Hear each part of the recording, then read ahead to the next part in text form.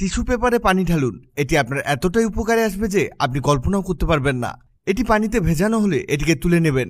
এবার এটিকে নিয়ে এরকম একটি বক্সের মধ্যে রেখে দিতে হবে। এর মাঝের এই শক্ত কাগজটিকে বের করে ফেলতে হবে।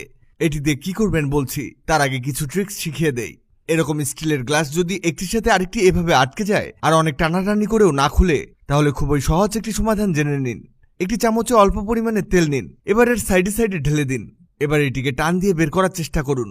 দেখবেন সহজে বেরিয়ে এসেছে। আপনার বাসার ছুরিতে যদি ধার চলে যায় আর কোনো কিছু না কাটে, তাহলে খুব সহজে নিজেই ধার করে নিন। এর জন্য একটি চীনামাটির গ্লাস নিন। এটিকে উল্টো করে রেখে এর মধ্যে কিছুটা লবণ ছিটিয়ে দিন। এবার এর মধ্যে সামান্য একটু পরিমাণে টুথপেস্ট দিয়ে দিন। এবার লবণ আর পেস্ট মিশিয়ে নিয়ে এর চারদিকে লাগিয়ে নিন। বিশেষ করে এর সাইডের পাড়গুলোতে লাগাতে হবে। এবার ছুরিটিকে এর সাইডের পাড়ে ঘষুন।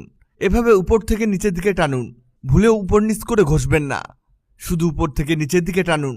এক সাইড হয়ে গেলে আরেক সাইডে টানুন। কয়েক মিনিট এভাবে টানলেই দেখবেন আপনার ধার নষ্ট ছুরিটি ধার হয়ে গেছে। এবার এটিকে দিয়ে যে কোনো সবজি কাটুন। আপনারা অনেকেই এরকম শাকের পাতা এক এক করে ছিঁড়ে ছিঁড়ে অনেক সময় নষ্ট করেন। এরকম একটি চামচ নিন। এবার এটিকে একটি একটি করে পাতা ঢুকিয়ে দিয়ে টান মারুন। দেখবেন ডাল রয়ে গেছে আর পাতা আলাদা হয়ে গেছে নিমেষেই। খুবই কম সময়ে অনেকগুলো করা যাবে। ছুরি দিয়ে আদা ছিলতে অনেক সময় লাগে, কিন্তু আপনি যদি ছুরির পরিবর্তে চা চামচ ব্যবহার করেন, তাহলে দ্রুত আদা ছিলতে পারবেন। এই দেখুন। এবার এটিকে পিস করে নিচ্ছি।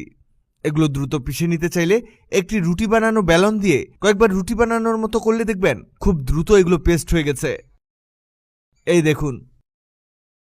এবার একটি ছোট বাটি নিন। এর মধ্যে 1 চামচ বেকিং সোডা দিন আর দিবেন ভিনেগার হাফ কাপ পরিমাণ। দেখুন কেমন ফেনা হচ্ছে। এবার এর মধ্যে দিয়ে দিব ফেব্রিক সফটনার। আপনারা চাইলে এর মধ্যে ডেটল বা স্যাভলন দিতে পারেন।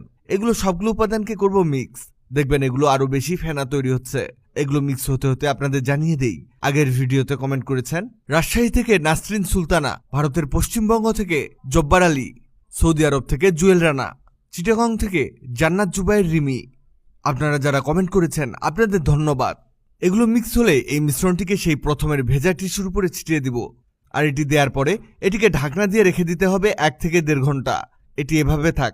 এর কাজ দেখানোর আগে আরেকটি সিম্পল জিনিস শিখিয়ে দেই। আমরা অনেকেই প্যাকেট জাতীয় খাবারের অবশিষ্ট এভাবে খুলে রাখি। এটির প্যাকেট যদি পেঁচিয়ে রেখে রাবার দিয়ে পেঁচিয়ে দেওয়া যায়, এটিতে বাতাস আর প্রবেশ করবে না আর এগুলো নষ্টও হবে না।